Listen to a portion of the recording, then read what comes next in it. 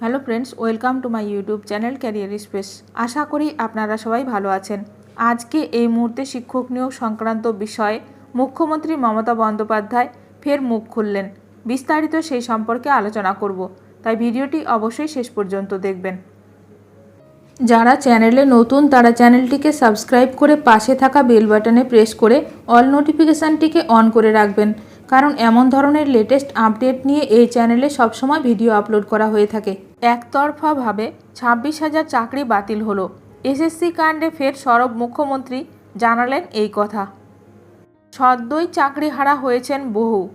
Supreme কোর্টের নির্দেশে প্রায় 26,000 জনের চাকরি বাতিল হয়েছে।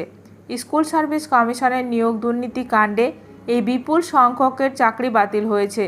ফের এই চাকরি বাতিল নিয়ে মুখ খুললেন রাজ্যের মুখ্যমন্ত্রী মমতা বন্দ্যোপাধ্যায়।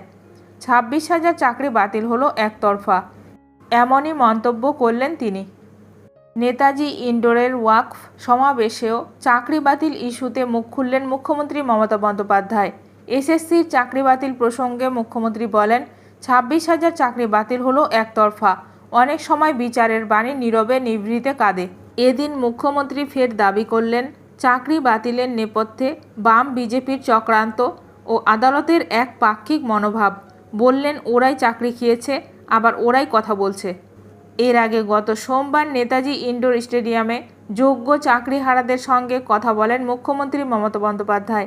মুখ্যমন্ত্রী জানান, যোগ্য একজনেরও চাকরি যাবে না, একাধিক বিকল্প পরিকল্পনা করা রয়েছে।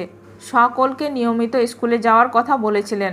মুখ্যমন্ত্রী মমতা বন্দ্যোপাধ্যায় বলেছিলেন, আমার উপর ভরসা করুন, কাজ করে যান, বাচ্চাদের শিক্ষা দিন, 2 মাস কষ্ট করুন। এখন দেখার বিষয় মুখ্যমন্ত্রী এই নিয়ে কি গুরুত্বপূর্ণ পদক্ষেপ গ্রহণ করেন।